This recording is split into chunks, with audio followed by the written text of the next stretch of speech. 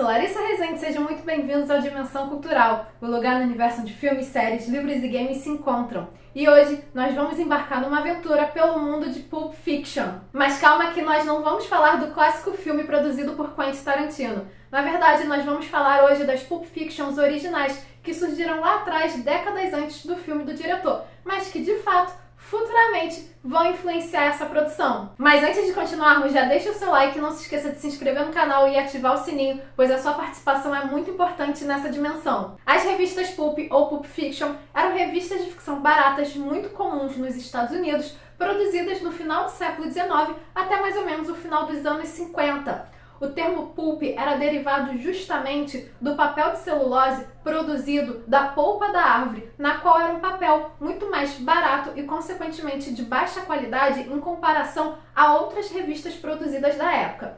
Geralmente, as revistas de Pulp Fiction tinham mais ou menos 128 páginas e custavam entre 10 a 25 centavos de dólar naquela época. E a gente precisa lembrar que a moeda atual não vale o mesmo que valia ao longo do século XX. Então, se hoje 10 centavos de dólar já seria algo muito barato, naquela época era mais barato ainda. Assim como o material utilizado para ser produzida, as Pulp Fictions eram conhecidas por ter uma literatura de baixa qualidade.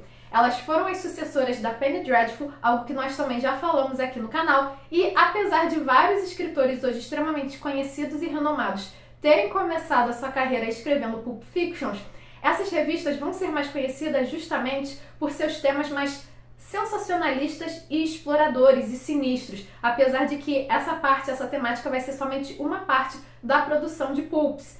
Mesmo assim, as Pulp Fictions vão ser conhecidas justamente por ter histórias extremamente violentas e personagens com a moral bem questionável. E se a Pulp Fiction é sucessora da Penny Dreadful, este tipo de literatura também deixou a sua descendência.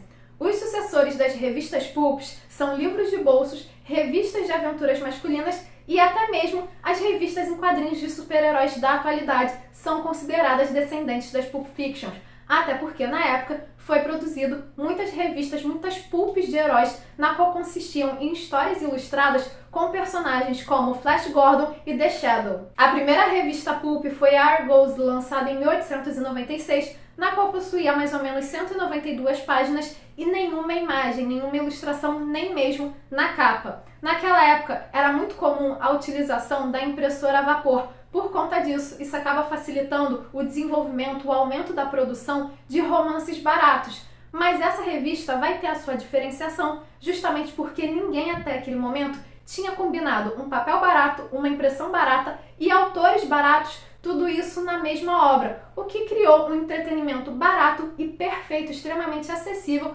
para a jovem classe de trabalhadores. A Street & Smith, uma editora de literatura barata focada no público masculino, vai ser a próxima a crescer no mercado. Vendo todo o sucesso da Argos, eles vão lançar em 1903 a The Popular Magazine, que vai introduzir no estilo da Pulp Fiction capas coloridas. Além disso, eles vão começar mesmo a alavancar as suas produções a partir de 1905, quando eles começarem a conseguir direitos para adaptar romances conhecidos na época para esse formato. Em 1907, o preço das suas revistas vai subir para 15 centavos, com uma edição de 30 páginas em cada edição. Além disso, a editora também vai estabelecer um time fixo de autores em cada revista, o que vai se mostrar um grande sucesso, pois as suas vendas vão subir e vão alcançar a Argos.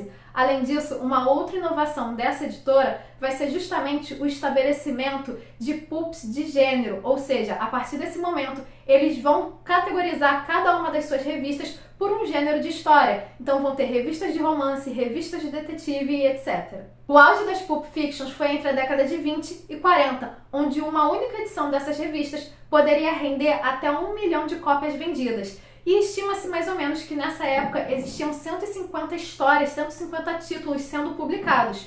A verdade é que as principais histórias, as principais revistas pulps que existiram foram justamente a Argos, a Adventure, a Blue Book e também a Short Stories. para os historiadores de Pulp Fiction, essas 4 vão ser conhecidas como The Big Four. É importante lembrar que durante esse período ocorreu a Grande Depressão, então as Pulp Fictions serviram de entretenimento barato e acessível para a maior parte da população americana que se encontrava desempregada na época. Então, assim como o cinema e o rádio, vão ser as Pulp Fictions que vão oferecer um certo conforto diante de uma situação extremamente difícil. E apesar de ser um fenômeno extremamente americano, vai rolar o Pulp Fictions também, tanto na Inglaterra quanto na Alemanha. E assim como as produções americanas, elas vão ser feitas de forma ilustrativa e com um papel bem barato, bem grosseiro. Já a Segunda Guerra Mundial vai impactar na produção de celulose, o que vai trazer um aumento no custo da produção do papel e também uma diminuição da sua qualidade. E até mesmo a Pulp Fiction, que já era uma produção barata, vai precisar se adequar a esse novo momento.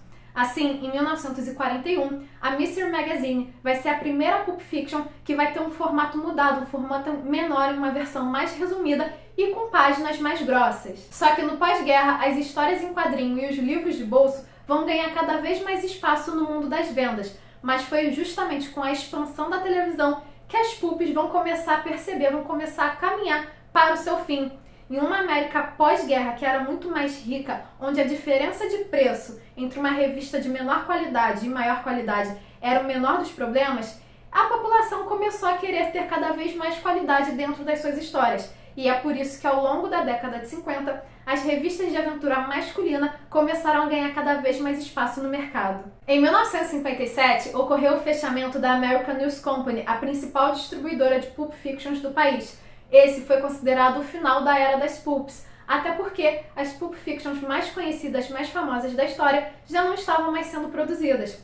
As poucas pulps que ainda resistiram no final dos anos 50 eram pulps que contavam histórias de ficção científica ou até mesmo de mistério e começaram a ser produzidas num formato chamado Digest Size, na qual é um formato muito comum em histórias em quadrinhos infantis produzidas aqui no Brasil. O colapso na indústria de celulose e as mudanças na estrutura social no pós-guerra vão mudar o cenário editorial, fazendo com que as Pulp Fictions entrem em queda. E assim, muitos autores conhecidos pelas pulps vão passar a escrever romances e antologias. Muitos deles, inclusive, vão migrar para a televisão. Esse formato foi essencial para apresentar ao público grandes autores da literatura popular americana. Autores que na época não tinham como bancar um grande romance ou um livro com uma melhor qualidade e foram apresentados ao público justamente por essas produções baratas, mas que hoje são grandes clássicos, como por exemplo Arthur C. Clarke, que é o autor de 2001, Uma Odisseia no Espaço. Tarzan, Zorro e John Carter também se originaram nas Pulp Fictions.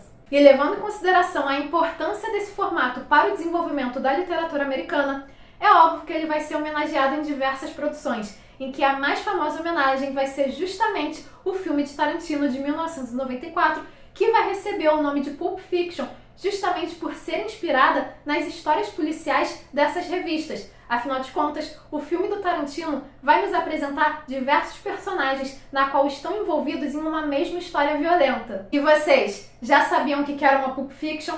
Curtiram? Já leram alguma história que se originou nesse formato? Curtem o filme do Tarantino? Deixem a opinião de vocês aqui nos comentários e não se esqueça de curtir esse vídeo e de se inscrever no canal para continuar acompanhando as nossas aventuras. Nos vemos na próxima!